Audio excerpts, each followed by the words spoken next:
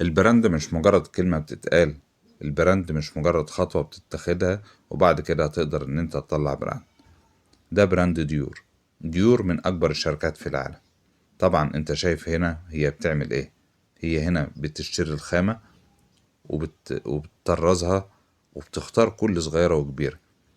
طبعا عندنا من اول الديزاينر اللي بيختار التصميم، وبعد كده في عندي واحد متخصص للخامة، وبعد كده عندي الناس طبعا اللي هي الهاند ميد اللي بتركب الايد، وعندي الناس المكنجية اللي بتخيط على المكن والمكابس زي ما انت شايف. طبعا المكن ده على اعلى جودة، تايواني او الماني او ياباني، ما بيشتغلوش نهائي بالصيني.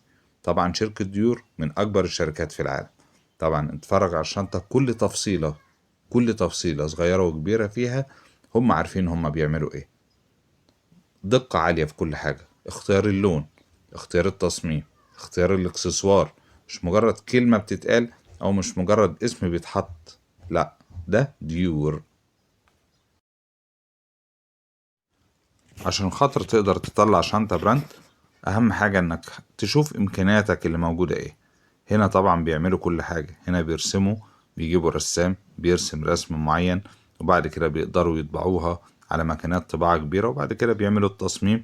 الديزاينر بيعمل التصميم طبعا على الكمبيوتر، وبعد ما بيعملوا بيطبعوا، وبعد ما بيطبعوا بيبدأوا يقفلوا كل تفصيلة صغيرة وكل يعني كل نقطة صغيرة. هنا الجنب بتاع الشنطة ليه شكل، والوش ليه شكل، والظهر ليه شكل.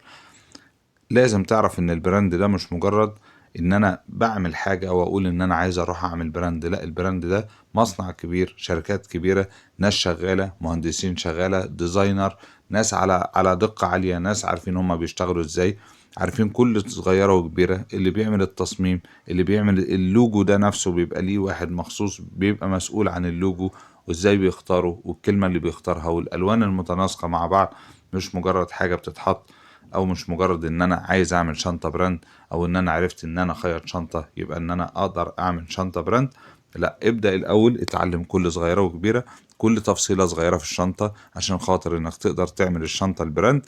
ما بقولكش ان هي مستحيلة، بس بقولك اهم حاجة يكون عندك خبرة كبيرة